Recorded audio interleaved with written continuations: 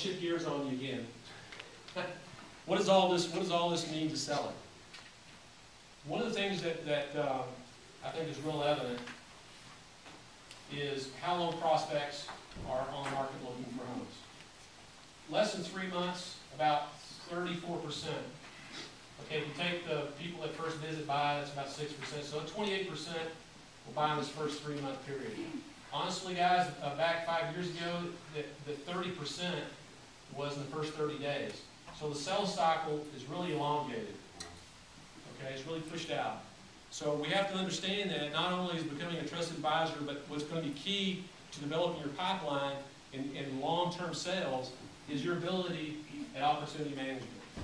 And opportunity management is a real killer for salespeople in this industry right now, and it's a real kind of a buzzword right now for building companies in general. I'll show you what I mean. What does the research tell us about opportunity management? Guys, as there are salespeople here, I know none of y'all do this.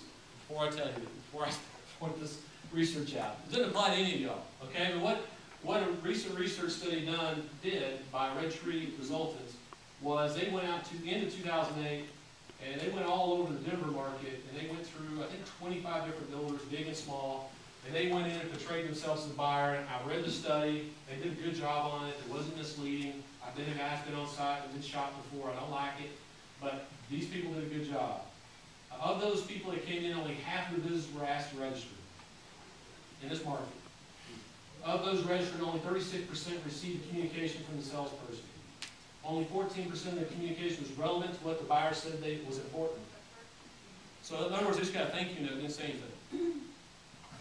Unless a prospect contacted, this is what the killer is, the builder, nearly 60% of all prospect sales would have been lost due to lack of opportunity management prospects.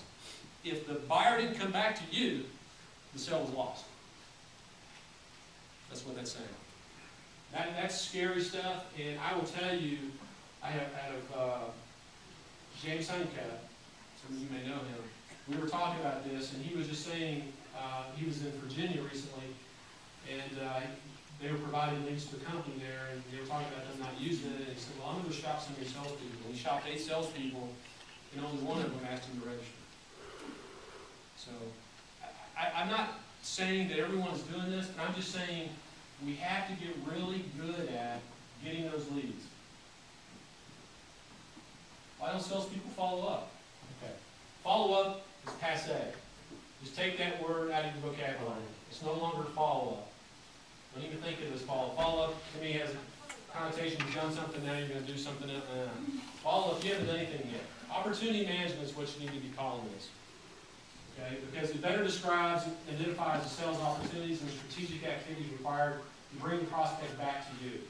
Opportunity management system employs its own set of tactics and techniques that leads to success. Few people understand opportunity management, even if you know how to teach it. Trainers are quick to say, hey, you need to be doing opportunity management, but no one knows how to tell you how to do it. Most salespeople give up before they see a benefit. But this is the kicker. I believe that most salespeople in general would not leave thousands of dollars on the table if they knew how to do great opportunity management and if the organization they work for knew how to support it. I just don't believe it. You'd leave thousands of dollars on the table. I don't think anybody would if you knew how to do it. Okay. Now, I'm not going to go into the real details of how to do effective OM. That's something I teach in a whole day process, but I want to hit on some of the highlights. Salespeople realize that OM is the key to long-term success. 6% of the people are going to buy at first visit. The other 94% are going to buy later. If you don't have a really, and I mean a good OM system, self-generates. I mean, you're not spending all day like I used to with my cards indexed in my recipe holder, you're going from one day to the other, writing a letter, making this phone call. None of that. A lot of that now is automated, and you can automate that. Most effective when you understand the buying modes, of course, the buying process, and establish yourself as a trusted advisor. This is again where it gets complicated. This requires a more strategic selling approach versus challenge. We talked about challenge selling in terms of the face-to-face. Now, have anyone in here done phone sales? Okay.